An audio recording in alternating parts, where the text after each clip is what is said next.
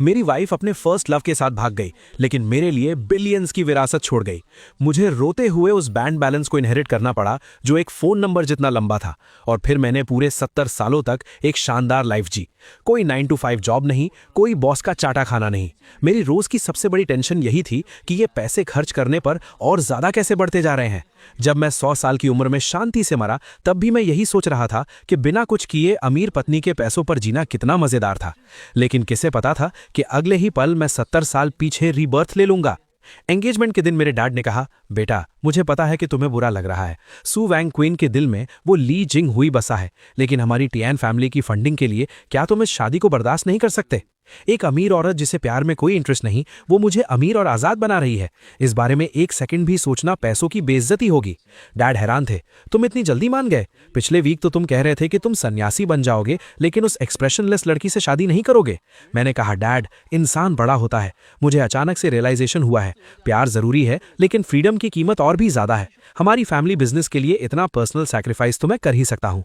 तभी सू वैंग क्विंग ने मुझे देखा और मन में सोचा, टियान गो तुम जिंदा हो। क्या भगवान ने मेरी दुआ सुन ली? मुझे वापस उस टाइम में भेज दिया जब कुछ भी शुरू नहीं हुआ था। पिछली लाइफ में मैंने उस फेक फर्स्ट लव के लिए तुम्हारी पूरी जिंदगी बर्बाद कर दी। इस लाइफ में मैं तुम्हारी तरफ कदम बढ़ाऊंगी। वो मेरी तरफ आ रही थी। वो एक किलर ऑरा के साथ आ रही थी। हालांकि वो बहुत धीरे चल रही थी, लेकिन मुझे लगा कि उसका हर कदम मुझे कुचलने की प्लानिंग कर रहा है। उसने अपना हाथ बढ़ाया। क्या वो मुझे थप्पड़ मारने वाली है या सीधा गला दबाने वाली है? बॉस सू, चेहरे पर मत मारना, मुझे इसी चेहरे के दम पर फ्री की रोटियां तोड़नी है। लेकिन उसने मुस्कुराते हुए कहा, हबी इस बार तुम भाग नहीं पाओगे। ये स्माइल मुझे ऐसी क्यों लग रही है जैसे वो मुझे कच्चा चबा जाएगी। खैर, जब तक मेरी विरासत खतरे में नहीं है, मुझे खा भी ले तो चलेगा। लेकिन उसकी पकड़ इतनी मजबूत थी। बॉस सू, आराम से बात करते हैं। हालांकि मैंने खुद को आपकी फैमिली को बेच दिया है, लेकिन मैं अपना टैलेंट बेचता हूं, बॉडी नहीं। हाँ, अगर पैसे बढ़ा दो तो बात अलग है। बॉस सू का माइंड चेंज होने से रोकने के लिए और अपनी रिटायरमेंट पॉलिसी को जल्दी एक्टिवेट करने के लिए अगली सुबह मैं ठीक से ब्रश भी नहीं कर पाया और उसे घसीटकर सिविल अफेयर्स ब्यूरो ले आया, जहां से पैसों की पवित्र महक आ रही थी। बॉस सू, मेरा मतलब है वाइफ सू, मैरिज सर्टिफिकेट मिल गया। अब मैं लीगली काम पर लग गया हूं। तो क्या अब हम दोनों अपने अपने घर जाएं और उस एक्सीडेंट के होने का इंतजार करें? उसने कहा, टियान गो, पहले मैंने तुम्हारे साथ गलत किया। अब मैं तुम्हारी अच्छी वाइफ बनकर इसकी भरपाई करूंगी। हम तुम्हारे उस बड़े वाले फ्लैट में रहेंगे। मैं आज रात ही वहां शिफ्ट हो रही हूं। क्या एक साथ रहेंगे? मैंने सोचा था सर्टिफिकेट मिलने के बाद मैं अपनी लग्जरी लाइफ को आराम से एंजॉय करूंगा। लेकिन बॉस सू मुझे दिखाना चाहती थी कि एक परफेक्ट वाइफ कैसी होती है। मैडम, ये कौन सी कुकिंग है? तुम तो घर में न्यूक्लियर टेस्ट कर रही हो। उसने कहा, हबी मैं तुम्हारे लिए कोला चिकन विंग्स बनाना चाहती थी, लेकिन इस पैन का अपना ही अलग प्लान था। वो अचानक से फट गया। पैन का प्लान था कि वो मरना चाहता है। ली जिंग हुई अभी तक वापस नहीं आया है। क्या तुम मुझे फिजिकल मेथड से मारकर अपनी विरासत बचाने का प्लान बना रही हो? बस करो बॉस सू, परेशान मत हो। हम गरीबों के बच्चे जल्दी बड़े हो जाते हैं। मैं कुछ भी खाकर काम चला लूंगा। उसने मन में सोचा, पिछली लाइफ में मैंने कभी इसके हाथ का बना खाना नहीं खाया था, तो घर का स्वाद ऐसा होता है। मैंने सोचा, इस टमेटो एंड एग डिश में मैं शुगर डालना भूल गया था, फिर भी वो इसे ऐसे खा रही है जैसे ये कोई मिशेलिन 3 स्टार डिश हो। खत्म। टियानगो, होश में आओ, उसके इस इनोसेंट लुक में मत फंसना। तभी उसने कहा, टियानगो, आज ली जिंग हुई ने मुझे कॉल किया था। आ गया, मेन ड्रामा आ गया। फर्स्ट लव फाइनली ऑनलाइन आ गया है। जल्दी बताओ कि तुम उसके पास जा रही हो और मेरे मुंह पर एक चेक फेंक कर मारो और मुझे दफा हो जाने के लिए कहो। लेकिन उसने कहा, मैंने उसे दफा कर दिया और उसका फोन नंबर भी ब्लॉक कर दिया है। नानी, बॉस सू, तुम स्क्रिप्ट के हिसाब से क्यों नहीं चल रही हो? वो तुम्हारा फर्स्ट लव है, कोई डस्टबिन नहीं। रात को उसने कहा, हबी आज रात बिजली कड़क रही है, मुझे अंधेरे से डर लगता है। क्या मैं तुम्हारे कमरे में सो सकती हूँ? मैंने कहा, मेरे पास मत आना। उसने कहा, बाहर सच में बिजली कड़क रही है, क्या मैं अंदर आ सकती हूँ? मैंने सोचा, बिजली? बॉस सू, तुम अंधी हो क्या? आज रात चांद एक बड़ी सी रोटी की तरह गोल और चमक रहा है। तुम क्लियरली मेरी बॉडी पर नजर गड़ाए हुए हो। अगर मैंने तुम्हें अंदर आने दिया तो मेरा आराम से जिंदगी जीने का मास्टर प्लान कैसे पूरा होगा? क्लिक की आवाज आई, वो अंदर आ गई। ये मूवमेंट इतनी स्मूथ कैसे हैं? क्या इसे ही अमीर औरतों का जबरदस्ती करना कहते हैं? उसने कहा, इस दरवाजे के अंदर आने के बाद तुम मेरे हो। उसने दरवाजा लॉक कर दिया। खत्म, सब खत्म। ये तो कमरे में बंद करके कुत्ते को पीटने वाली बात हो गई। नहीं, कमरे में बंद करके टियानगो को पीटने वाली बात नहीं। अगर मैंने फिजिकल स्ट्रेंथ का इस्तेमाल किया तो मैं पक्का हार जाऊंगा। मुझे अपना दिमाग लगाना होगा। मैं ऐसे कपड़े पहनूंगा जिससे उसका सारा इंटरेस्ट ही खत्म हो जाए। बॉस सू, चलो टीम रूल्स बनाते हैं। ये डंडा हमारी बॉर्डर लाइन है। मेरी ये मोटी सी जैकेट देख रही हो, इसे फिजिकल इंसुलेटर कहते हैं। मैं नहीं मान सकता कि तुम एक मोटे से भालू को देखकर भी एक्साइटेड हो सकती हो। उसने कहा, ठीक है हबी, बहुत बढ़िया। अगर मैं बिना सोए डटा रहा तो ये रात शांति से गुजर जाएगी। टियानगो, हिम्मत मत हारना। तुम वो इंसान हो जो बिलियंस के लिए लड़ रहा है। रात के 2 बज चुके थे। वो सो गई होगी ना, लेकिन मुझे अपने पीछे से एक किलर ऑरा क्यों महसूस हो रहा है। वो आ गई।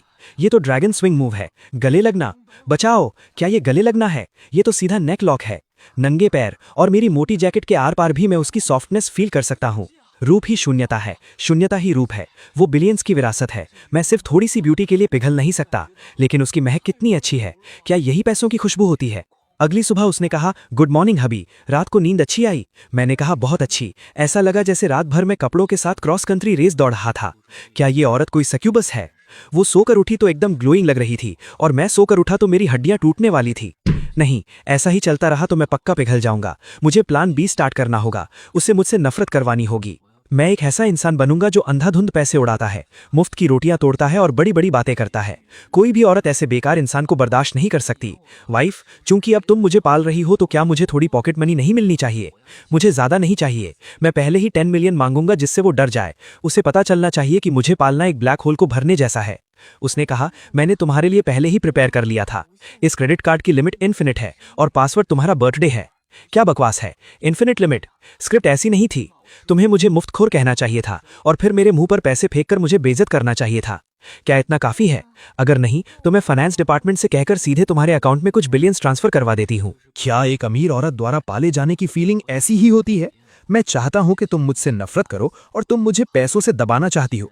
ठीक है, अगर तुम्हारी देने की हिम्मत है तो मेरी भी खर्च करने की हिम्मत है। मैं जाकर इस गली का आधा कचरा खरीद लूंगा। मैं तुम्हें दिखाऊंगा कि मेरा टेस्ट कितना घटिया है और मैं कितना बड़ा मनी वेस्टर हूं। ये जगह बेवकूफों को लूटने के लिए फेमस है। बहुत बढ़िया, यहाँ हर जगह फेक आइटम्स भरे पड़े हैं। ये ब्लैक कार्ड को बर्बाद करने और अपनी बेवकूफी दिखाने की परफेक्ट जगह है। दुकानदार ने कहा, बॉस, आपकी नजर बहुत तेज है। ये एकदम ताजा खुदाई से निकला है। मैंने कहा, बकवास बंद करो। बस ये टूटा हुआ मटका और वो टूटी हुई टाइल्स का ढेर दे दो। मुझे सब चाहिए। ये चीज किसी मुर्गी के दड़बे से निकले हुए खाने के बर्तन जैसी लग रही है। इसे खरीदकर करोड़ों की मैंशन में रखूंगा। सू वॉन्गचिंग इसे देखेगी तो पक्का मेरे घटिया टेस्ट से नफरत करेगी। 5 मिलियन का कार्ड स्वाइप करो। चेंज रखने की जरूरत नहीं है। दुकानदार चौंक गया। 5 मिलियन? अरे बाप रे! बॉस, थोड़ा वेट कीजिए, मैं इसे पैक कर देता हूं। सोने को पैक नहीं किया जाता। मैंने 5 मिलियन में एक टूटा हुआ बर्तन खरीदा है। सू वॉन्गचिंग, अब मैं देखता हूं तुम मेरी कैसे तारीफ करती हो। तुम्हें पक्का लगेगा कि मेरा दिमाग खराब हो गया है और तुम अपना ब्लैक कार्ड वापस ले लोगी। वाइफ, देखो, ये आज का मेरा शिकार है। 5 मिलियन में खरीदा है। कैसा लगा? क्या इसमें एक हिस्टोरिकल फीलिंग नहीं है? जल्दी मुझे डांटो। मुझे पैसे बर्बाद करने वाला कहो। मुझे बिना टेस्ट का इंसान कहो और फिर इस टूटे हुए मटके को बाहर फेंक दो। उसने कहा, इस मिट्टी का रंग, इसकी खुशबू। बॉस सू, क्या मैं इसे थोड़ा साफ करके देखूं? मैंने सोचा, एक्टिंग और एक्टिंग करो। ये तो सुअरों के खाने का बर्तन है ना? क्या साफ करने से ये फूल बन जाएगा? ओह माय गॉड, ये तो सॉन्ग डायनेस्टी के रू किल्न का मास्टरपीस है। Gold thread, iron wire, purple rim, iron foot. ये तो नेशनल ट्रेजर लेवल का एंटीक है। मैंने कहा, क्या बकवास है? रू किल्न? क्या ये सुअर का बर्तन था? एक्सपर्ट ने कहा, दामाद जी, इसका पिछला पीस सॉथबीज ऑक्शन में 80 मिलियन में बिका था। हालांकि इसमें थोड़ा डैमेज है, लेकिन फिर भी इसकी कीमत कम से कम 50 मिलियन है। और असल में तो ये प्राइसलेस है।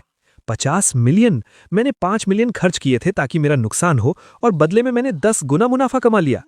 हे भगवान, क्या तुम सिर्फ मेरे साथ खेलने आए हो? क्या एक पैसे बर्बाद करने वाला इंसान बनना इतना मुश्किल है? सू वॉन्गचिंग ने कहा, हबी, मुझे पता था कि तुम पैसे बर्बाद नहीं कर रहे। तुम तो बाहर से बेवकूफ और अंदर से जीनियस हो। तुम तो हिडन ट्रेजर्स ढूंढ रहे थे। तुम्हारी नजर उन एक्सप्लोट अप्रेजर्स से भी ज्यादा तेज है। मैंने मन में सोचा, तारीफ मत करो प्लीज, मेरी तारीफ मत करो। मैंने सच में पैसे बर्बाद किए थे। मैंने तो बस तुक्का मारा था। मुझे 50 मिलियन प्रॉफिट में ही कमाना था। मुझे 5 मिलियन का लॉस चाहिए था। अली पे पर 50 मिलियन आ गए। उसने कहा, चूंकि तुमने ये 50 मिलियन का प्रॉफिट कमाया है तो इसे अपनी पॉकेट मनी समझो। दिल खोल कर खर्च करो। फैमिली के लिए पैसे बचाने की जरूरत नहीं है। मुझे मार डालो। जितना खर्च कर रहा हूं उतना ही बढ़ रहा है। ये पैसे खर्च करने पर बढ़ते क्यों जा रहे हैं? क्या यही अमीरों का दर्द है? मुफ्त की रोटी खाकर मेरा पेट कुछ ज्यादा ही भर गया है। नहीं, ऐसा नहीं चल सकता। मुझे भड़ास निकालनी है। मुझे अपनी इस घटिया किस्मत को पसीने में बहाना होगा। उसने कहा, हबी, पसीने में तुम बहुत सेक्सी लगते हो। व्हाट द हेल, ये नजर, अभी तो मैं पैसों के अटैक से बचा था, क्या अब मुझे फिजिकल टेस्ट भी देना पड़ेगा? मैंने कहा, वाइफ, तुम अंदर कैसे आ गई? उसने कहा, तुम्हें इतनी मेहनत करते देखा तो सोचा तुम्हारी थोड़ी हेल्प कर दूं। हेल्प? मुझे तो लग रहा है तुम मेरा मर्डर करना चाहती हो। मैंने कहा, नहीं, जरूरत नहीं है। मुझे अपनी चेस्ट मसल्स ट्रेन करनी है, मुझे वेट्स उठाने हैं। मर्दों को खुद पर थोड़ा स्ट्रिक्ट होना चाहिए। उसने कहा, तो मैं तुम्हें स्पॉट करती हूँ, ध्यान रखना कहीं दांतों पर ना लग जाए। मैंने सोचा, गलती कर दी, ये एंगल तो और भी खतरनाक है। अगर मैंने आंखें खोली तो मैं उसके ऑरा में भस्म हो जाऊंगा। नहीं, ये मैं वेट्स थोड़ी उठा रहा हूँ, ये तो मेरे हार्ट पेसमेकर का टेस्ट हो रहा है। रिट्रीट, मुझे भागना होगा। मैंने कहा, मैं अपने कमरे में नहाने जा रहा हूँ। उसने कहा, भाग क्यों रहे हो? वर्कआउट के बाद स्ट्रेचिंग नहीं करोगे तो मसल्स अजीब हो जाएंगी, थोड़ा बर्दाश्त करो। ये स्ट्रेचिंग कहाँ है? ये तो मार्शल आर्ट्स की सबमिशन मूव है। क्या पिछली लाइफ में तुम शाओलिन टेम्पल से ट्रेनिंग लेकर आई हो? उसने कहा, अभी तुम्हारी बॉडी बहुत स्टिफ है, अब से रोज रात को मैं तुम्हें रिलैक्स करने में हेल्प करूंगी। रिलैक्स? क्या रिलैक्स? मेरी बॉडी एकदम फाइन है, मैं और वर्कआउट नहीं कर रहा, मैं नहाने जा रहा हूं। बहुत भयानक, ये औरत तो एक मीठा जाल है, एक सख्त लौंडा भी उसके इस कॉम्बो मूव के आगे पानी पानी हो जाएगा। लगता है फिजिकल डिफेंस और पैसे बर्बाद करने वाली स्ट्रैटेजी पूरी तरह फेल हो चुकी है। अब मुझे अपना अल्टीमेट मूव चलना होगा। बॉसू, अगर तुम्हें मेरे पैसे बर्बाद करने से प्रॉब्लम नहीं है और मेरी स्टिफ बॉडी से भी दिक्कत नहीं है, तो क्या तुम्हें मेरे बाहर किसी और औरत के पास जाने से डर नहीं लगता? मेरी रिसर्च के हिसाब से किसी अमीर औरत से छुटकारा पाने का सबसे फास्ट तरीका पैसे बर्बाद करना नहीं है, बल्कि चीटिंग करना है। मैं आज हॉस्पिटल में ड्रिप चढ़ा रहा था। कौन सी ड्रिप? तुम्हारी यादों की ड्रिप। वाह, ये लाइन तो बहुत ही क्रिंज है। क्या ये काम करेगी? कुछ पाने के लिए कुछ खोना पड़ता है। अगर बेशरम नहीं बनूंगा तो प्लेबॉय कैसे कहलाऊंगा? टियानगू, इस क्रिंज को बर्दाश्त करो, फ्रीडम के लिए सेंड। अगली सुबह मैंने खुद को ऐसे सजाया जैसे मैं चलता फिरता कैश हूं और उस बैटलफील्ड में पहुंच गया जहां ग्रीन टी लड़कियों की महक थी। टियान ब्रदर, तुम इतनी देर से क्यों आए? मैं कब से इंतजार कर रही थी। बचाओ, इस आवाज में शुगर लेवल बहुत हाई है, मेरा इंसुलिन इसे बर्दाश्त नहीं कर पाएगा। मैंने कहा, शाओरो, कुछ दिन नहीं मिले लेकिन तुम्हारे हाथ अभी भी कितने सॉफ्ट हैं। उसने कहा, ब्रदर तुम बहुत नॉटी हो, अगर सिस्टर इन लॉ को पता चला तो क्या वो गुस्सा नहीं होंगी? पक्का, ये एक टॉप लेवल ग्रीन टी है, इसका ये रिवर्स साइकोलॉजी वाला मूव एकदम परफेक्ट है। मैंने सोचा, वाइफ गुस्सा होगी या नहीं ये तो मुझे नहीं पता, लेकिन मुझे उल्टी आने वाली है। सच में मुझे खुद को रोकना होगा, अभी उल्टी करने का टाइम नहीं है। सबसे इंपॉर्टेंट पार्ट अब आया है, चीटिंग का सॉलिड प्रूफ बनाना। जैसे ही ये फोटो सू वॉन्चिंग को भेजूंगा, मेरा प्लेबॉय कैरेक्टर एकदम सेट हो जाएगा। परफेक्ट, ये फोटो और ये कैप्शन सू वॉन्चिंग को गुस्से से फाड़ने के लिए काफी है। वो मुझे रातों रात घर से धक्के मारकर निकाल देगी। वाइफ, मैं आ गया। रास्ते में एक डेजर्ट शॉप मिली, वहां का टेस्ट बहुत अच्छा था और वहां की ओनर भी बहुत फ्रेंडली थी। उसने कहा, वो औरत कौन है? क्या ये तुम्हारी गुस्सा दिलाने की नई ट्रिक है? अभी तुम्हारा टेस्ट इतना घटिया कब से हो गया? उसने अपने असिस्टेंट से कहा, सिंडी, वेस्ट स्ट्रीट वाली उस स्वीट आर्ट शॉप का पता लगाओ, कल सुबह मुझे उसके प्रॉपर्टी पेपर्स अपनी डेस्क पर चाहिए। मैंने सोचा, नहीं, प्रॉपर्टी पेपर्स नहीं, कहानी इस तरफ नहीं जानी चाहिए। तुम्हें मुझ पर गुस्सा निकालना चाहिए, मुझे घटिया इंसान कहना चाहिए। तुम उसकी दुकान क्यों खरीद रही हो? तुम मोनोपोली बना रही हो। उसने कहा, और हाँ, आगे से बाहर जाते समय अपने कपड़े ठीक से पहना करो, मुझे पसंद नहीं कि कोई मेरी चीजों को देखे। खत्म। एनिमी के पास हद से ज्यादा पैसा होने के कारण मेरा प्लेबॉय प्लान फेल हो गया। मैंने तो बेचारी जियांगरो के लिए यमराज को बुला लिया है। जियांगरो, आई एम सॉरी, जल्दी भाग जाओ। कल का ग्रीन टी प्लान भले ही फेल हो गया, लेकिन कोई बात नहीं, आज ओल्ड मैंशन में डिनर के लिए जाना है। ये प्लान सी है, सोशल डेथ का सबसे बढ़िया मौका। मैं उस स्ट्रिक्ट बुढ़े के सामने अपना सबसे गवार और बदतमीज रूप दिखाऊंगा। सू वॉन्चिंग जैसी हाई क्लास लड़की डिनर टेबल पर पैर खुजाने वाले गवार आदमी को कभी बर्दाश्त नहीं कर पाएगी। उसने पूछा, हबी, तुम्हें ठंड लग रही है क्या? तुम कांप क्यों रहे हो? मैंने कहा, ठंड नहीं, बस खुजली हो रही है, बहुत दिन से नहाया नहीं हूं, ऐसा लग रहा है मेरी बॉडी पर मशरूम हो गाएंगे। मैंने सोचा, कैसा लगा? गंदा लगा ना? जल्दी मुझसे नफरत करो। उसने कहा, कोई बात नहीं, घर जाकर मैं तुम्हें नहला दूंगी। ये भी बर्दाश्त कर लिया? बॉस सू, तुम्हारी बर्दाश्त करने की लिमिट क्या मैरियाना ट्रेंच जितनी गहरी है? गाड़ी में तो बस ट्रेलर था, असली शो तो अब शुरू होगा। डैड ने कहा, चूंकि अब तुम्हारी शादी हो चुकी है तो बड़ों की तरह बिहेव करो। मैंने सोचा, मैं खाना खाते हुए पैर खुजाऊंगा, देखता हूं तुम खाना कैसे खाती हो। डैड चिल्लाए, अपने पैर नीचे रखो। मैंने कहा, वाकई बहुत स्वादिष्ट है। डैड, आप भी एक बाइट लीजिए, बिना हाथ धोए खाने में ही असली स्वाद है। डैड भड़क गए, बदतमीज, हमारी टियान फैमिली में तुम जैसा भुक्कड़ कैसे पैदा हो गया? वान किंग यहीं बैठी है, तुमने तो मेरी नाक कटवा दी, अब ये शादी पक्का टूट जाएगी। मैंने मन में सोचा, देखा बॉसू, ये है तुम्हारा हस्बैंड, एक गवार, बदतमीज और जाहिल इंसान। जल्दी से टेबल पलटो और चली जाओ, कहो कि तुम अंधी हो गई थी। उसने कहा, हबी ने बहुत दिनों से घर का खाना नहीं खाया है, इसलिए उसे इतनी भूख लगी है। उसने मन में सोचा, पिछली लाइफ में वो मेरी इज्जत बचाने के लिए हमेशा बहुत तमीज से खाता था, जबकि उसे बड़े बड़े बाइट लेकर मीट खाना पसंद है। इस लाइफ में मैं उसे वैसा ही रहने दूंगी जैसा वो है। उसने कहा, ये लॉबस्टर अच्छा है, इसे ट्राई करो।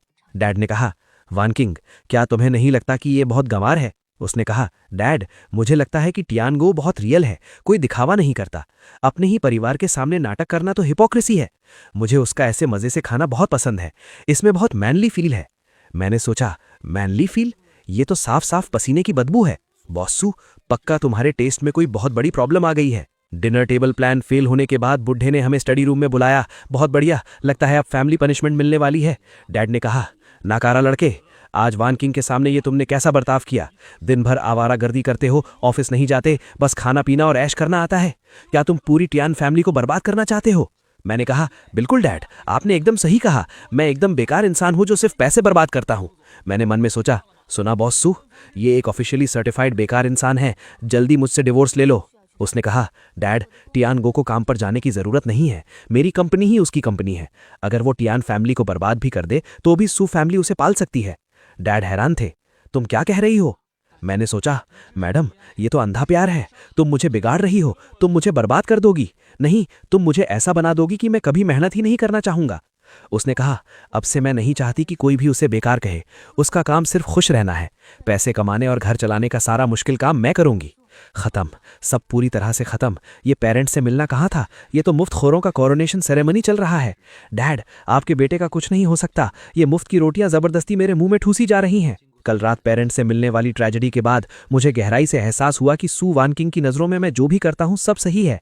यहां तक कि अगर मैं सबके सामने पैर भी खुजाऊं तो वो उसे मेरी रियल पर्सनैलिटी मान लेती है। लगता है नॉर्मल बदतमीजी अब काम नहीं करेगी। सुबह उसने नोट छोड़ा, हबी, मैं पैसे कमाने जा रही हूं, ब्रेकफास्ट टेबल पर है, तुम्हारी लविंग वान किंग। मैंने सोचा, लविंग?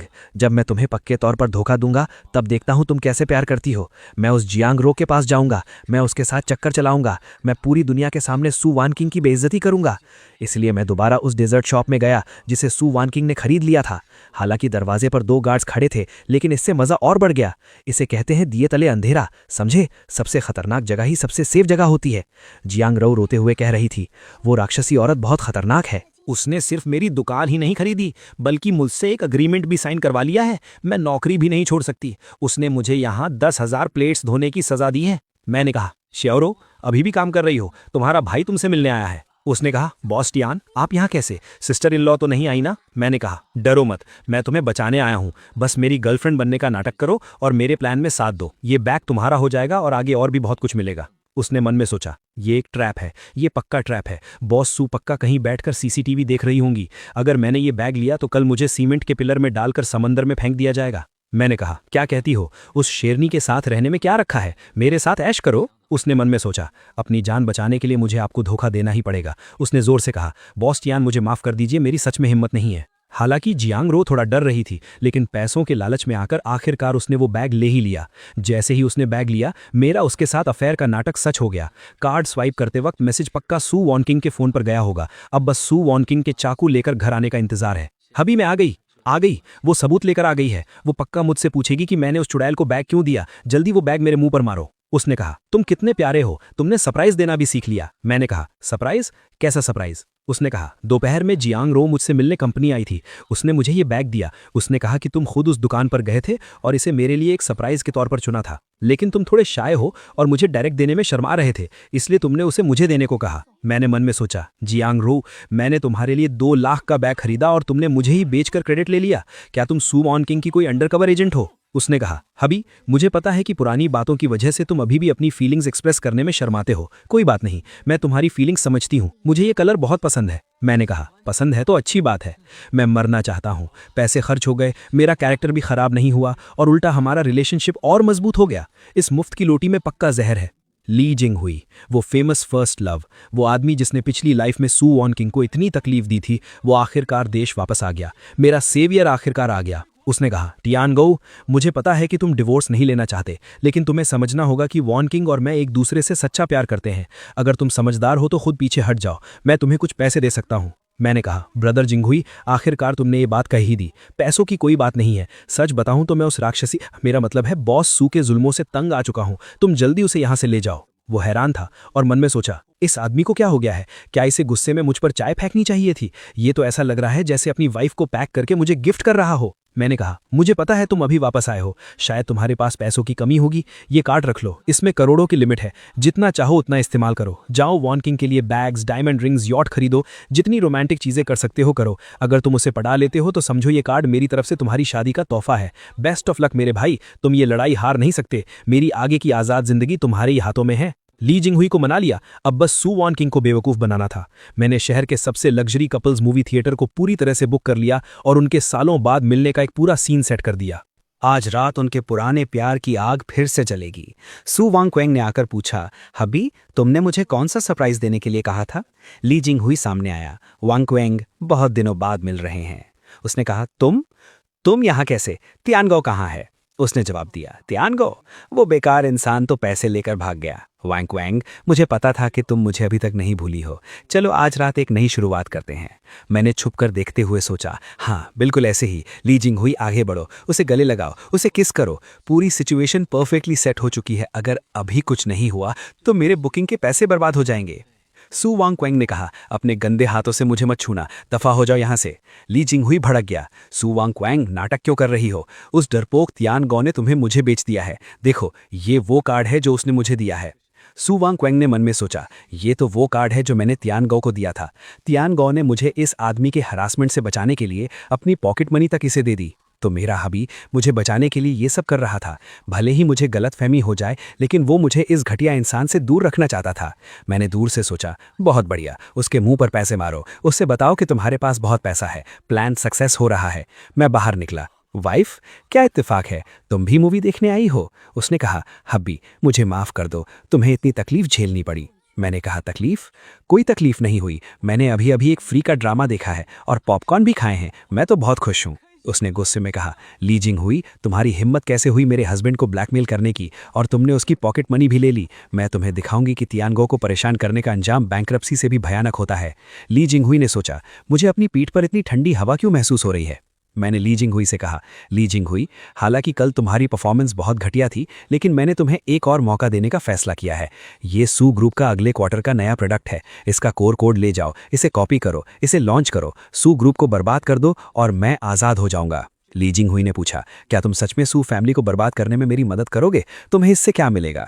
मैंने कहा, क्या मिलेगा? मुझे शांति मिलेगी। मैं उस औरत की कंट्रोल करने की आदत से तंग आ चुका हूं। मैं बस डिवोर्स के पैसे लेकर दूर भागना चाहता हूं। ब्रदर, तुम ही मेरी इकलौती उम्मीद हो। ली जिंगहुई ने कहा, ठीक है तियानगो, मुझे तुम पर भरोसा है। कल के प्रोडक्ट लॉन्च में मैं सू वांगक्वेंग की इज्जत मिट्टी में मिला दूंगा। अगले दिन लॉन्च इवेंट में सू वांगक्वेंग ने कहा, लेडीज एंड जेंटलमैन, आज सू ग्रुप एक रेवोल्यूशनरी एआई चिप लॉन्च करने जा रहा है।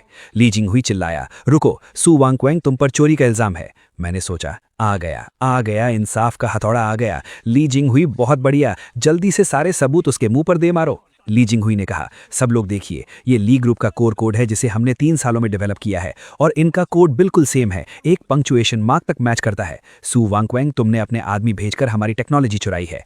मैंने सोचा, खत्म, सॉलिड प्रूफ। वाइफ, तुम्हारा एम्पायर अब गिरने वाला है। सू वांगक्वेंग मुस्कुराई, ये क्या है? बॉस ली, बहुत बहुत शुक्रिया कि आप खुद हमारा anti theft trap system test करने आए। आपके हाथ में जो यूएसबी ड्राइव है उसमें वो वायरस ट्रैप है जो हमने जानबूझकर लीक किया था। जैसे ही आप इसे चलाएंगे, ये रिवर्स हैक करके आपकी कंपनी के सर्वर्स को लॉक कर देगा। तभी ली जिंगहुई का असिस्टेंट दौड़ा आया, बॉस ली, अनर्थ हो गया है, कंपनी के सारे सर्वर्स डाउन हो गए हैं, सारा डेटा लॉक हो गया है और हमारे शेयर्स पूरी तरह से गिर गए हैं। ली जिंगहुई चिल्लाया, ये इम्पॉसिबल है, ये तियानगो ने मुझे दिया था, मैंने इसे तुम्हारे सेफ से चुराया था, ये वायरस कैसे बन गया? सू वांगक्वेंग, तुम मुझसे भी एक कदम आगे निकली। सू वांगक्वेंग ने कहा, इस सब का क्रेडिट मेरे हस्बैंड तियानगो को जाता है। मैंने चौंक कर सोचा, मैंने क्या किया? सू वांगक्वेंग ने कहा, उसने बुराई अपने सिर लेकर दुश्मन के खेमे में घुसने का नाटक किया ताकि ली जिंगहुई उस वायरस वाली यूएसबी ड्राइव को ले जाए। ली जिंगहुई बोला, वो अंडरकवर एजेंट था, ये तो बिल्कुल किसी जासूसी फिल्म की तरह परफेक्ट प्लान था। सू वांगक्वेंग ने कहा, हब्बी, तुम्हें बहुत कुछ सहना पड़ा। भीड़ में से किसी ने कहा, oh my God, mister Tian तो एक बिजनेस जीनियस है। मैंने मन में सोचा, मैं कोई नाटक नहीं कर रहा था, मैं सच में गद्दारी कर रहा था। क्यों? कोई बुरा काम करना इतना मुश्किल क्यों है? सू वांचिंग ने कहा, हबी, आज तुमने बहुत बड़ा काम किया है, मैं तुम्हें क्या इनाम दूं? मैंने कहा, इनाम? मुझे इनाम नहीं चाहिए, मेरे पास मत आना। क्या आफत है, मैं तो बस कंपनी में टाइम पास करने आया था और सोचा था कि टॉयलेट पेपर चुराकर घर ले जाऊंगा। क्या इतना बड़ा हंगामा करना जरूरी था? अब तो छुप छुप कर कंपनी को बर्बाद करना भी मुश्किल हो गया है। उसने कहा, हबी, सब तुम्हारी बहुत इज्जत करते हैं। आज तुम किस डिपार्टमेंट का इंस्पेक्शन करना चाहोगे? कोई भी चुन लो। इंस्पेक्शन? नहीं, मैं एचआर डिपार्टमेंट में चेंजेस करूंगा। चूंकि मैं इस बिजनेस जीनियस के टाइटल से छुटकारा नहीं पा सकता, तो मैं इसका फायदा उठाऊंगा। मैं कंपनी के सारे टॉप एम्प्लॉयज को निकाल दूंगा और उनकी जगह गधों की फौज खड़ी करूंगा। मैंने कहा, इस वाइस प्रेसिडेंट वैंग को निकाल दो, उसे अभी यहां से दफा करो। वाइस प्रेसिडेंट वैंग ने कहा, बॉस टियान, किस खुशी में? मैं कंपनी का टॉप सेल्समैन हूं, मैं कंपनी को हर साल 200 मिलियन का प्रॉफिट ला कर देता हूं। उसने मन में सोचा, क्या उसे मेरे कंपनी के पैसे चुराने के बारे में पता चल गया? मैंने कहा, सिर्फ इसलिए क्योंकि तुम बालों में बहुत ज्यादा हेयर जेल लगाते हो, जिससे कंपनी की हवा खराब होती है। मैंने मन में सोचा, ये रीजन काफी बेतुका है ना? टॉप सेल्समैन को निकाल दिया, कंपनी की सेल्स पक्का धड़ाम से गिरेगी। सू वॉन्चिंग, जल्दी मुझे रोको। लेकिन सू वॉन्चिंग ने कहा, बॉस टियान की बात सुनो, गार्ड्स, वाइस प्रेसिडेंट वैंग को बाहर फेंक दो। वाइस प्रेसिडेंट वैंग चिल्लाया, तुम पछताओगी, टियान गो पागल है। मैंने सोचा, निकाल दिया? बॉस सू, वो टॉप सेल्समैन था। क्या तुम मुझे इतना प्यार करती हो कि तुमने रीजन भी नहीं पूछा? मैंने देखा कि एक आदमी मीटिंग में सो रहा है। मैंने सोचा, अरे यहां मीटिंग में कोई सो भी रहा है, बहुत बढ़िया। इसका चेहरा मुरझाया हुआ है, आंखों में कोई जान नहीं है। देखने से ही पता चल रहा है कि ये एक नंबर का कामचोर है। तुम ही सही हो, मैं तुम्हें टेक्निकल डायरेक्टर बनाऊंगा। मैंने कहा, ए सोने वाले, तुम्हारा नाम क्या है? उसने कहा, मेरा नाम अजहाय है। मैंने कहा, बहुत बढ़िया, आज से तुम नए टेक्निकल डायरेक्टर हो, तुम्हारी सैलरी डबल, तुम्हारा काम है सबको अपने साथ सुलाना। सू वॉन्चिंग ने मन में सोचा, हबी ऐसा कर रहा है तो इसके पीछे पक्का कोई गहरा मतलब होगा। क्या ये अजहाय कोई छुपा हुआ जीनियस है? तभी असिस्टेंट दौड़ता हुआ आया, बॉस सू, बॉस टियान, कमाल हो गया, चमत्कार हो गया। मैंने खुशी से पूछा, क्या हुआ? कंपनी का सिस्टम क्रैश हो गया क्या? शेयर्स गिर गए? उसने कहा, वाइस प्रेसिडेंट वैंग को निकालने के बाद इन्वेस्टिगेशन ब्यूरो ने तुरंत इंक्वायरी की। पता चला कि वो लंबे समय से कंपनी के पैसे चुरा रहा था और क्लाइंट्स का डेटा ली जिंगहुई को बेच रहा था। अच्छा हुआ बॉस टियान ने उसे निकाल दिया, हमने 300 मिलियन का नुकसान होने से बचा लिया। मैंने सोचा, मुझे तो वो सिर्फ इसलिए पसंद नहीं था क्योंकि वो बहुत ज्यादा हेयर जेल लगाता था, इसमें भी तुक्का लग गया। असिस्टेंट ने आगे कहा, और अजहाय, वो सो नहीं रहा था, वो अपने दिमाग में कोडिंग कर रहा था। चार्ज लेते ही पहले दिन उसने वो कोर एल्गोरिदम सॉल्व कर दिया जो पिछले 5 सालों से अटका हुआ था। अब हमारा प्रोडक्ट सबसे आगे है। अजहाय ने कहा, आखिरकार मुझे कोई ऐसा मिला जो मेरी काबिलियत समझता है। बॉस टियान मेरे असली मेंटोर हैं, मैं कंपनी को पूरी दुनिया में नंबर 1 बनाऊंगा। सू वॉन्चिंग ने कहा, हबी, तुम्हारे पास और कितने सरप्राइज हैं जो मुझे नहीं पता? तुमने एक ही नजर में गद्दार को पहचान लिया और एक छुपे हुए हीरे को ढूंढ निकाला। तुम तो सच में बिजनेस के भगवान हो। मैंने मन में सोचा, तारीफ मत करो, मैं भगवान नहीं हूं, मैं तो यमराज हूं जो सिर्फ अपनी ही जान के पीछे पड़ा है। क्यों मुझे एक बुरा बॉस बनने में इतनी मुश्किल आ रही है? क्या इस दुनिया में कोई इंसाफ नहीं है? चूंकि नॉर्मल तरीके से कंपनी बर्बाद नहीं हो रही है, तो अब मैं ऑफिस में सबको वीआर मोशन गेम्स खिलाऊंगा। मैं चाहता हूं कि सारे एम्प्लॉइज देखें कि उनका बॉस एक बेवकूफ है जो हवा में हाथ पैर मारता रहता है। खेलते खेलते सू वॉन्चिंग थक गई। मुझसे और नहीं होगा, मेरे हाथों में दर्द हो रहा है, कमर टूटने वाली है। हबी, क्या हम थोड़ी देर आराम कर सकते हैं? मैं सच में हिल भी नहीं पा रही। एम्प्लॉइज ने फुसफुसाते हुए कहा, oh my God, boss Tian तो बहुत स्ट्रिक्ट हैं। क्या इसी को फेमस डेविल फिजिकल ट्रेनिंग कहते हैं? बॉस सू जैसी नाजुक लड़की को भी इतनी बुरी तरह ट्रेन किया जा रहा है, कितना इंस्पायरिंग है। एक एम्प्लॉय ने पूछा, बॉस सू, बॉस टियान, क्या एम्बुलेंस बुलानी है? मैंने हाफते हुए कहा, नहीं, बस थोड़ी एनर्जी खत्म हो गई है। वीआर गेम सच में इंसानों के लिए नहीं है, ये तो कंस्ट्रक्शन साइट पर ईंटें उठाने से भी ज्यादा थकाने वाला है। असिस्टेंट ने कहा, एनर्जी खत्म हो गई? काम के लिए अपनी बॉडी की सारी एनर्जी लगा दी? बॉस टियान, आप ही सू ग्रुप की असली ताकत हैं। साथियों, बॉस टियान की डेविल ट्रेनिंग से इंस्पायर होकर मैंने पूरी कंपनी में काम के साथ साथ फिजिकल ट्रेनिंग का एक नया मॉडल लागू करने का फैसला किया है। हेल्थ ही हमारी असली दौलत है। हमें बॉस टियान की तरह बनना होगा, चाहे हम थक कर गिर ही क्यों ना जाएं, हमें आगे बढ़ते रहना होगा। स्प्रिंट, आगे बढ़ो, स्प्रिंट। मैंने मन में सोचा, क्या तुम लोग पागल हो? मैं गेम खेलने में टाइम बर्बाद कर रहा था। ये वुल्फ कल्चर कैसे बन गया? क्या इस कंपनी में कोई नॉर्मल इंसान बचा है? ये तो हद ही हो गई। पिछले हफ्ते मैंने गेम खेलने की पहल की थी और सू वैंचिंग ने उसे वुल्फ कल्चर समझ लिया। कंपनी के शेयर्स आसमान छूने लगे। इस अजीबोगरीब सक्सेस को सेलिब्रेट करने के लिए सू ग्रुप ने आज रात ये ग्रैंड एनुअल पार्टी रखी है। सेलिब्रेशन पार्टी नहीं, ये मेरी आज़ादी की पार्टी है। चूंकि मैं काम के जरिए कंपनी को बर्बाद नहीं कर सकता, तो अब मैं अपनी रेपुटेशन खराब करूंगा। अगर मैं आज रात सबके सामने कोई तमाशा खड़ा कर दूं, तो सू ग्रुप के शेयर्स रोलर कोस्टर की तरह नीचे गिर जाएंगे।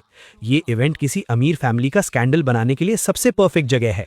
जैसे ही मैं शराब पीकर कोई रोमांटिक स्कैंडल खड़ा करूंगा, मेरी इज्जत हमेशा के लिए मिट्टी में मिल जाएगी। हा, वो जियांग रऊ आ गई जिसका चैप्टर अभी क्लोज नहीं हुआ था। लगता है वो बदला लेने आई है। बहुत बढ़िया, मेरी टीममेट आ गई। आओ मेरी प्लान में साथ दो। जियांग रऊ ने नाटक शुरू किया। बॉस टियान, ऐसा मत कीजिए, मेरा बॉयफ्रेंड है, आप ऐसा कैसे कर सकते हैं? लोग फुसफुसाने लगे। Oh my God, boss Tian annual party में बदतमीजी कर रहे हैं। मैंने पहले ही सुना था कि वो एक प्लेबॉय हैं, लेकिन ये नहीं पता था कि वो इतने गिले हुए हैं। मैंने सोचा, हो गया, रेपुटेशन बर्बाद। जियांग रऊ, बहुत बढ़िया, तुम्हारी एक्टिंग को पूरे 100 नंबर। सू वांगचिंग, अब तो तुम पक्का डिवोर्स ले लोगी। जियांग रऊ ने कहा, बॉस टियान नशे में हैं, मुझे मत छुओ। मैंने सोचा, डरो मत, मुझे परवाह नहीं है। सू वांगचिंग अपनी इज्जत की बहुत परवाह करती है। वो इस स्कैंडल को दबाने के लिए पक्का मुझे बहुत सारे पैसे देगी। मैंने जोर से कहा, हाँ, ये मैंने किया है। मैं एक जानवर हूँ, मैं एक घटिया इंसान हूँ। सब लोग जल्दी फोटो खींचो, वीबो पर पोस्ट करो और सू वांगचिंग को टैग करो। तभी सू वांगचिंग आ गई। शानदार, बहुत ही शानदार परफॉर्मेंस। मिस जियांग, क्या आप भूल गई कि सू ग्रुप एक टेक्नोलॉजी कंपनी है? मेरे ही इलाके में आकर झूठा नाटक कर रही हो? क्या तुमने हमारे 4K 120 FPS high speed cameras को इतना हल्के में ले लिया है? लोग चौंक गए। व्हाट? ये तो झूठा फंसा रही थी। इस लड़की का दिमाग कितना शातिर है। शुक्र है CCTV था, ये सच नहीं था। मैंने मन में सोचा, सू वांगचिंग, तुमने पार्टी हॉल में इतने हाई क्वालिटी कैमरास क्यों लगा रखे हैं? क्या तुम कोई डॉक्यूमेंट्री शूट कर रही हो? मेरा प्लेबॉय बनने का सपना चकनाचूर हो गया। सू वांगचिंग ने आगे कहा, और हाँ मिस जियांग, पिछले हफ्ते मेरे हस्बैंड ने तुम्हारे लिए जो 2 लाख का बैग खरीदा था, तुमने उसे तुरंत सेकेंड हैंड लग्जरी शॉप में 1,80,000 में कैश ले लिया। तुमने मेरे हस्बैंड के पैसे लिए और अब उसी को फंसाने की कोशिश कर रही हो। क्या ये ब्लैकमेलिंग नहीं है? मिस जियांग, प्लीज इन्वेस्टिगेशन में कोऑपरेट करें, हमारे साथ थाने चलिए। जियांग रऊ चिल्लाने लगी, मुझे बचाओ, तुमने ही तो मुझे एक्टिंग करने को कहा था। मैंने मन में कहा, चुप हो जा, अगर तूने और चिल्लाया तो मैं भी तेरे साथ जेल चला जाऊंगा। ये औरत बहुत डरावनी है। इसके पास सिर्फ CCTV फुटेज ही नहीं, बल्कि बैंक डिटेल्स भी हैं। इसके सामने तो मैं एक खुली किताब की तरह हूं। सू वांगचैन ने प्यार से कहा, हबी, तुम डर गए थे ना? मुझे पता है कि तुम सिर्फ इसलिए सफाई नहीं दे रहे थे ताकि मेरी बेइज्जती ना हो। तुम कितने भोले हो, खुद पर इल्जाम लगाना पसंद करते हो। मैंने सोचा, मैं सच में खुद पर इल्जाम लगाना चाहता था। तुम्हारी इज्जत की परवाह किसे है? मैं तो डिवोर्स लेना चाहता हूँ।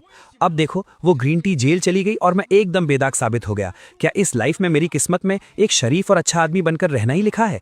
हे भगवान, मुझे मार डालो। एक बुरा इंसान बनना इतना मुश्किल क्यों है?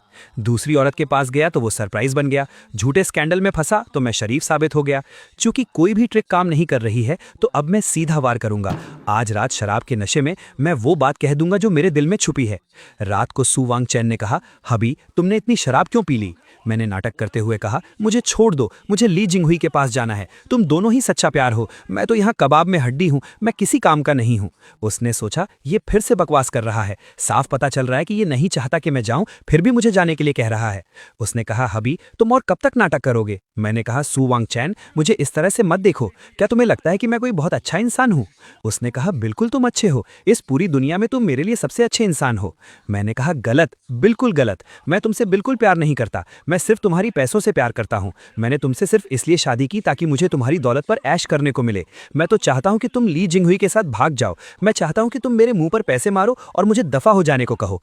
मैं बस उस बड़े से घर में अकेले रहना चाहता हूँ। मैं तुम्हारी शक्ल भी नहीं देखना चाहता। तुम्हारे बिना ही मैं खुश रह सकता हूँ, समझी तुम? उसने रोते हुए मन में सोचा, झूठे, तुम कहते हो कि मेरे बिना तुम खुश रहोगे, लेकिन पिछली लाइफ में जब मैंने तुम्हें अपने फर्स्ट लव के लिए छोड़ दिया था, तो तुमने मेरी याद में कभी शादी नहीं की और अकेले ही जिंदगी गुजार दी। 70 साल के उस अकेलेपन को तुम खुशी कहते हो? मैं समझ गई, तुम्हें डर है कि हिस्ट्री फिर से रिपीट होगी।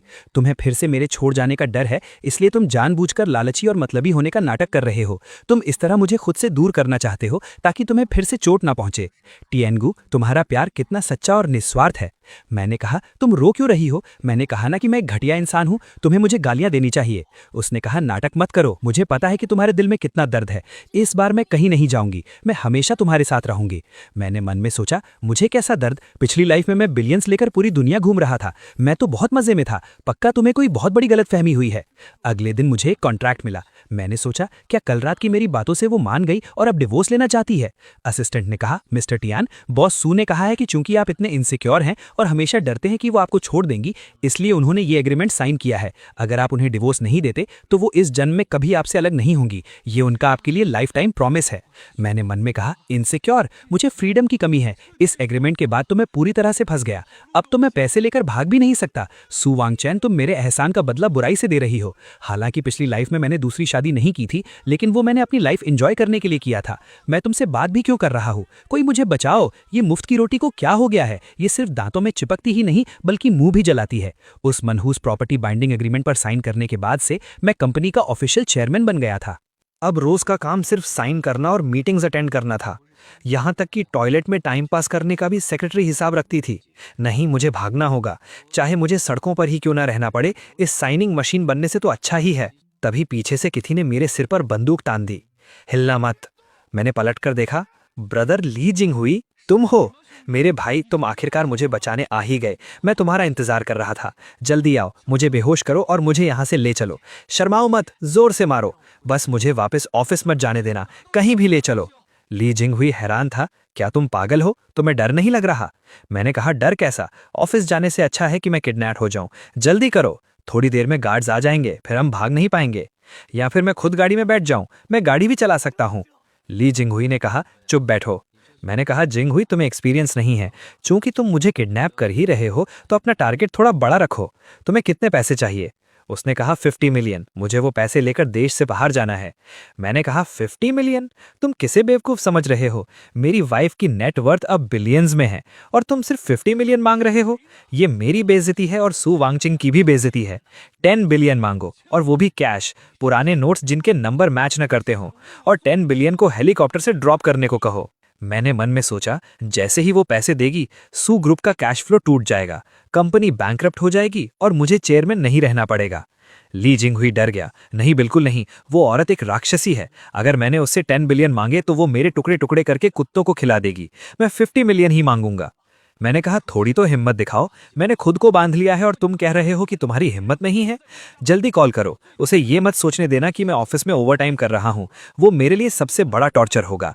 लगता है मुझे ही तुम्हारा फोन अनलॉक करना पड़ेगा। मैंने फोन मिलाया।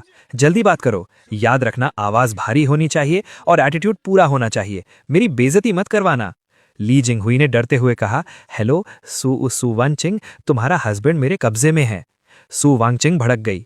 ली जिंगहुई, तुम्हारी हिम्मत कैसे हुई? तुम अभी तक सुधरे नहीं? मैंने जोर से चिल्लाया, वाइफ मुझे बचाओ, ये 10 बिलियन मांग रहा है। एक पैसा भी कम हुआ तो ये मुझे मार देगा। जल्दी पैसे दे दो, बिल्कुल मत सोचना। सू वांगचिंग ने कहा, ठीक है, 10 बिलियन मैं दूंगी। ली जिंगहुई खुशी से पागल हो गया। सच में दे रही है? मैं अमीर हो गया। मैंने सोचा, क्या तुम पागल हो गई हो? वो 10 बिलियन है। मुझ जैसे बेकार इंसान को बचाने के लिए तुम कंपनी बर्बाद कर दोगी। सू वांगचिंग, तुम्हारा दिमाग कहाँ गया? मैंने इतनी गंदी एक्टिंग की है, फिर भी तुम पैसे दे रही हो। उधर सू वांगचिंग ने अपने असिस्टेंट से कहा, हेलीकॉप्टर्स तैयार करो और हाँ, वो चीज बाहर निकालो। असिस्टेंट ने कहा, बॉस सू, वो इलीगल है। सू वांगचिंग ने गुस्से से कहा, जिसने मेरे आदमी को छूने की हिम्मत की है, मैं उसे बताऊंगी कि नर्क कैसा होता है। मैंने मन में सोचा, खत्म। मुझे क्यों लग रहा है कि ये कंपनी को बर्बाद नहीं करेगा, बल्कि मैंने किसी सील किए हुए शैतान को आजाद कर दिया है। मैंने कहा, ली जिंगहुई, मुझे लगता है हमें यहाँ से भाग जाना चाहिए। मुझे ये पैसे थोड़े खतरे वाले लग रहे हैं। तभी आवाज आई, व्हाट द हेल? अभी तो सिर्फ 15 मिनट हुए हैं। ये तो AW139 ट्विन इंजन हेलीकॉप्टर की आवाज है। सू वांगचिंग, तुम यहाँ रैंसम देने आई हो या हॉलीवुड की एक्शन फिल्म शूट करने? हेलीकॉप्टर से पैसे नीचे गिराए गए। ली जिंगहुई पागल हो गया। पैसे? ये सच में पैसे हैं? उसने चिल्लाकर कहा, सू वांगचिंग, तुम इस नाकारा इंसान के लिए सच में 10 बिलियन लेकर आ गई? आखिर क्यों? मैं सबसे बेस्ट हूं, मैं तुम्हारा फर्स्ट लव था। अगर तुम मेरी नहीं हो सकती तो वो भी तुम्हें नहीं पा सकता। ये कहकर उसने मुझ पर चाकू तान दिया। मैंने सोचा, व्हाट द, स्क्रिप्ट ऐसी नहीं थी। तुम पैसे लेकर भाग क्यों नहीं रहे हो? तुम मुझे क्यों मारना चाहते हो? तुम किडनैपर हो या असैसिन? मैं बचने की कोशिश कर रहा था, तभी सू वांगचिंग बीच में आ गई और चाकू उसे लग गया। अभी वो गिर पड़ी।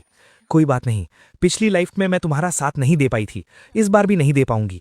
मैंने उसे पकड़ा। पागल, मुझ जैसे घटिया इंसान के लिए जो सिर्फ तुम्हारे पैसे खाना चाहता है, क्या ये करना सही था? मैंने ली जिंगहुई को गुस्से से देखा। तुम्हारी हिम्मत कैसे हुई उसे छूने की? मैंने उसे 2 जन्मों में एक खरोच तक नहीं आने दी और तुमने उसे छुआ। मैंने ली जिंगहुई को बुरी तरह पीटा। मैंने रोते हुए कहा, सु वांगचिंग, मेरी बात सुनो, मैं तुम्हें मरने नहीं दूंगा। तुम्हारे पैसे भी हक नहीं हुए हैं, तुम नहीं मर सकती। उसने मन में सोचा, तो ये डरपोक नहीं है, गुस्से में ये कितना हैंडसम लग रहा है। मैंने कहा, वांगचिंग, तुम बेवकूफ हो। अगर तुम मर गई तो मैं ये मुफ्त की रोटियां किसके पैसों की खाऊंगा? हॉस्पिटल में मैंने डॉक्टर से पूछा, डॉक्टर, मेरी वाइफ कैसी है? वो बच तो जाएगी ना? चाहे जितने पैसे लगे लगा दो, मेरे पास पैसे हैं, बहुत पैसे हैं। डॉक्टर ने कहा, पेशेंट का खून बहुत बह गया था, इसलिए वो बेहोश हो गई हैं। घाव गहरा है, लेकिन किसी जरूरी ऑर्गन पर नहीं लगा है। थोड़े आराम के बाद वो जल्दी ही होश में आ जाएंगी। मैंने राहत की सांस ली। मैं तो डर ही गया था। शुक्र है वो मरी नहीं। मेरा लाइफ टाइम एटीएम, मेरा मतलब है मेरी वाइफ बच गई। उसके सामान में मुझे एक डायरी मिली। Rebirth plan? ये औरत डायरी भी लिखती है। जरा देखो इसके दिमाग में क्या चल रहा है। उसमें लिखा था, पिछली लाइफ में मेरे मरने के बाद मेरी आत्मा वहीं रही। मैंने देखा कि तियानगु अकेले उस बड़े से घर में बैठा रहा। पूरे 1 दिन और 1 रात तक न उसने कुछ खाया न कुछ पिया। मैंने पढ़कर सोचा, न खाया न पिया? अरे मैं तो गेम खेलने में इतना बिजी था कि खाना भूल गया था। वो फाइनल लेवल क्लियर करने की खुशी थी, जहां इंसान भूख प्यास सब भूल जाता है। तुमने उसे दुख के मारे खाना छोड़ना कैसे समझ लिया? डायरी में आगे लिखा था, उसके बाद के 70 सालों तक उसने कभी शादी नहीं की। वो हमेशा अकेले उन जगहों पर जाता था जहां हम पहले जाते थे और नज़ारों को देखकर रोता था, अपनी पत्नी की याद में रोता था। मैंने सोचा, रोता था? वो समंदर की हवा इतनी तेज थी कि आंखों में रेत चली जाती थी। और जहां तक शादी न करने की बात है, वो इसलिए क्योंकि अकेले पैसे उड़ाने में जो मजा था वो किसी और चीज में नहीं था। मैं पागल हूं जो अपने ऊपर हुक्म चलाने के लिए किसी और को लेकर आऊंगा। सु वांगचिंग, क्या तुम्हारी आंखों पर 800 मीटर मोटा फिल्टर लगा हुआ है? आगे लिखा था, मरते दम तक उसने अपने हाथों में मेरी फोटो कसकर पकड़ी हुई थी। उस पल मुझे समझ आया कि उसने पूरी जिंदगी मुझसे प्यार किया और पूरी जिंदगी मेरे लिए अकेले गुजार दी। मैंने सोचा, फोटो? वो मेरी बैंक पासबुक थी बेवकूफ। चूंकि वो पैसे तुमने दिए थे, इसलिए मैंने तुम्हारी एक स्टिकर फोटो उस पर चिपका दी थी। मुझे पैसों से प्यार था, तुमसे नहीं। आगे लिखा था, इस लाइफ में मैं उसे दोबारा तकलीफ सहने नहीं दूंगी। अब वो जो लालची और बेकार होने का नाटक कर रहा है, वो सिर्फ इसलिए क्योंकि वो इनसिक्योर है। मैं उसे पैसे दूंगी, उसे प्यार दूंगी, और चाहे मुझे अपनी जान ही क्यों न देनी पड़े, मैं उसकी हिफाजत करूंगी। मैंने डायरी बंद की और सोचा, बेवकूफ, दुनिया की सबसे बड़ी बेवकूफ।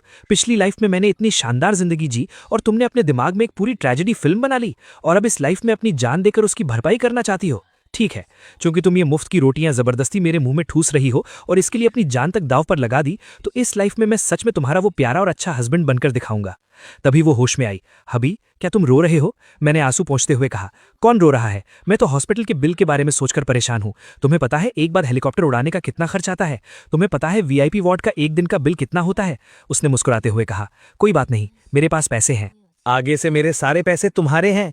तुम्हारे आंसू पोंछने के लिए बहुत हैं। मैंने कहा, मुझे पैसे नहीं चाहिए। सु वेंक्वांग, मुझे पैसे नहीं चाहिए। आगे से क्या तुम इतनी बेवकूफ़ी करना बंद करोगी? उसने मन में सोचा, देखो ये फिर से उल्टा बोल रहा है। मुझे शांति से आराम करने देने के लिए ये कह रहा है कि इसे पैसे नहीं चाहिए। हब्बी, तुम सच में मुझसे बहुत प्यार करते हो। उसने कहा, डॉक्टर ने कहा है मुझे 1 महीने आराम करना होगा।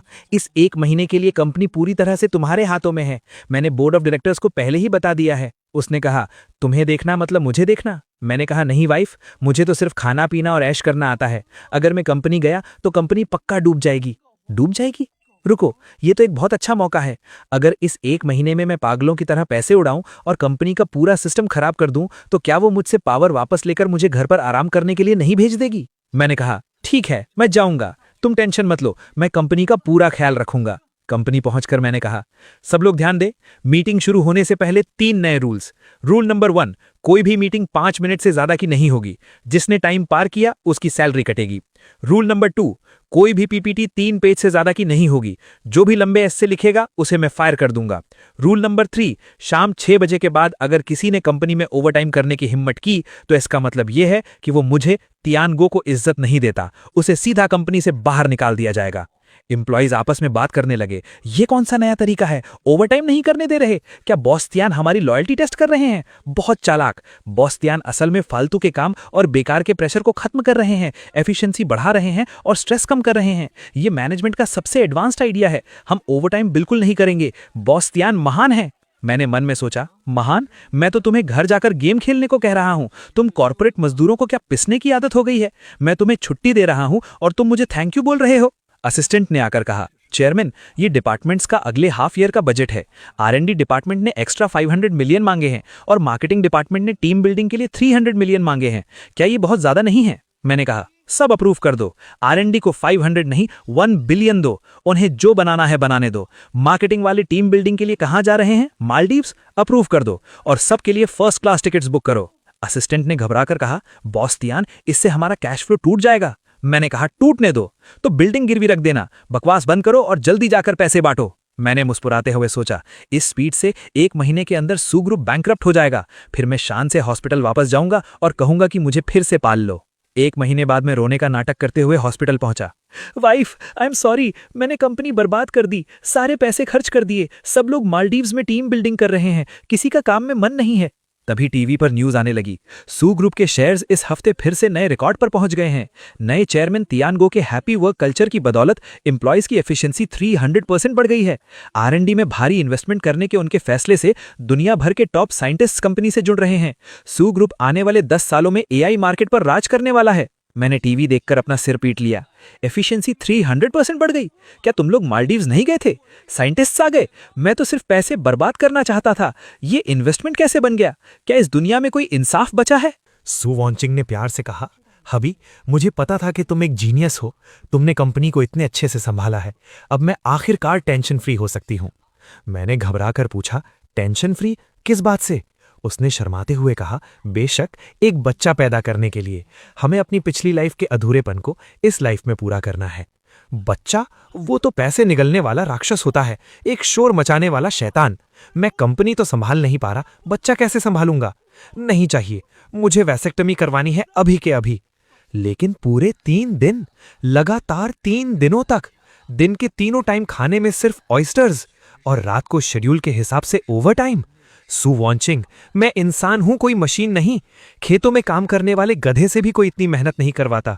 भागो, मुझे भागना ही होगा।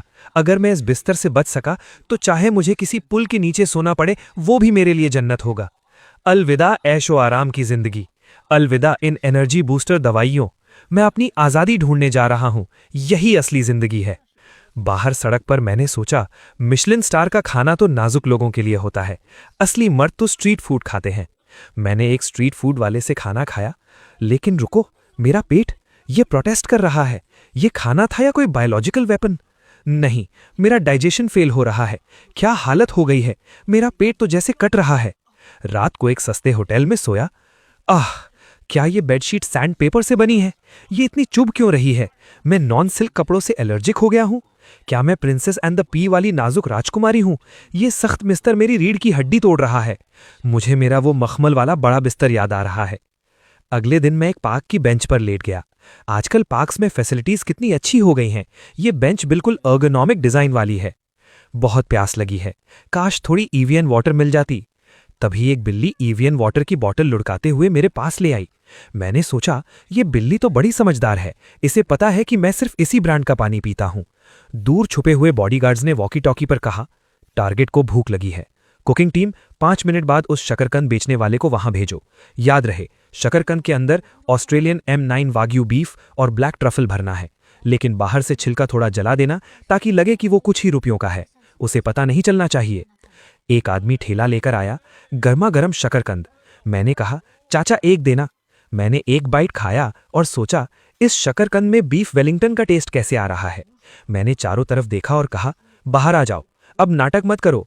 ओ झाड़ू लगाने वाली आंटी, तुम्हारी उंगली में जो कबूतर के अंडे जितनी बड़ी हीरे की अंगूठी है, वो मेरी आंखों को अंधा कर रही है, और वो EVN वाटर वाली बिल्ली भी। तभी सू वॉन्चिंग आ गई। हबी, क्या आवारागर्दी का गेम खेलने में मजा आया?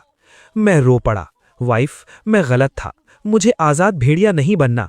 मुझे तो बस तुम्हारा पालतू कुत्ता बनकर रहना है। जल्दी मुझे घर ले चलो, मुझे अपने मखमल वाले बिस्तर पर सोना है। बच्चा पैदा करना है तो वो भी मंजूर है। उसने मेरे सिर पर हाथ फेरा। गुड बॉय, घर चलो, मैं तुम्हारी पूरी बॉडी की मसाज करूंगी। उसने मुस्कुराते हुए कहा, मुझे पता था कि इस दुनिया में तुम्हें मुझसे कोई नहीं छीन सकता, तुम खुद भी नहीं। कुछ सालों बाद, बेटे, उन बोरिंग चीजों को देखना बंद करो, चलो डैड के साथ रेड डेड रिडेम्पशन खेलते हैं। अगर हमने गेम खत्म कर लिया तो डैड तुम्हें अल्ट्रामैन खरीद कर देंगे। मेरे 5 साल के बेटे श्याओ बाओ ने चश्मा ठीक करते हुए कहा, डैड आप बहुत चाइल्डिश हो। नैस्डैक इंडेक्स अभी 0.5 पॉइंट्स गिरा है। मैं सोच रहा हूं कि क्या मुझे इस मौके का फायदा उठाकर इन्वेस्ट करना चाहिए। और मुझे अल्ट्रामैन पसंद नहीं है, मुझे बेंजामिन ग्राहम की द इंटेलिजेंट इन्वेस्टर बुक चाहिए। मैंने अपना सिर पकड़ लिया। हे भगवान, मुझ जैसी आराम परस्त मछली ने ऐसे इन्वेस्टमेंट जीनियस को कैसे पैदा कर दिया। तभी सू वॉन्चिंग रसोई से निकली। हबी, श्याओ बाओ, जल्दी आओ और ट्राई करो, मैंने एक नया लव सुफले बनाना सीखा है। हालांकि इसका रंग थोड़ा डार्क हो गया है, लेकिन इसमें मेरा प्यार कूट कूट के भरा हुआ है। शाओ बाओ ने उसे ध्यान से देखा और कहा, mom, law of conservation of mass के हिसाब से ये चीज सिर्फ कार्बन हो सकती है। मैंने घबरा कर कहा, वाइफ प्लेट नीचे रख दो, हम आराम से बात कर सकते हैं, इस बायोलॉजिकल वेपन का इस्तेमाल मत करो। सू वेंचिंग हमारे पीछे भागी। टियन शाओ बाओ, भागो मत, मॉम तुम्हें अपने हाथों से खिलाएंगी। शाओ बाओ चिल्लाया, ये सच में बदबूदार है। मैंने सोचा, अगर पहले का टाइम होता तो मैं इन सबसे तंग आकर कब का भाग गया होता। मन से आवाज आई, अगर तुम्हें ये सब शोर शराबा लग रहा है तो वापस लौट आओ, उन शांत बिलियंस की दुनिया में लौट आओ। वहां कोई परेशानी नहीं है, बस हमेशा के लिए एक शांति है। डैड, क्या सोच रहे हो? जल्दी आकर मुझे मॉम से बचाओ, वो मुझे वो काली चीज खिलाने वाली हैं। मेरा सपना टूटा। मैंने कहा, बस करो तुम दोनों, हमारी रसोई के पूरी तरह से तबाह होने की खुशी में आज रात पूरी फैमिली बाहर खाना खाएगी। हमारा टारगेट है शहर की वो पुरानी गली, हम स्ट्रीट फूड और स्टिंकी टोफू खाएंगे। सू वेंचिंग ने हंसते हुए कहा, तुम्हारा कुछ नहीं हो सकता। शाओ बाओ ने कहा, स्ट्रीट फूड के हाइजीन स्टैंडर्ड सही नहीं होते और उसमें बहुत ज्यादा तेल और नमक होता है। मैंने कहा, चुप करो, थोड़ी बहुत गंदगी से कोई बीमार नहीं पड़ता। और अपना ये अजीब सा चश्मा उतारो, तुम सिर्फ 5 साल के हो, वॉरेन बफेट बनने का नाटक मत करो। मैंने मुस्कुराते हुए मन में सोचा, पहले मैं सिर्फ आराम करना चाहता था क्योंकि मेरे पीछे कोई नहीं था, लेकिन अब मैं सिर्फ आराम नहीं करना चाहता क्योंकि अब मैं इन दोनों को अपनी पीठ पर बिठाकर इस सफर में और दूर तक ले जाना चाहता हूं। हे दोस्तों, इस वीडियो को देखने के लिए आपका बहुत बहुत शुक्रिया।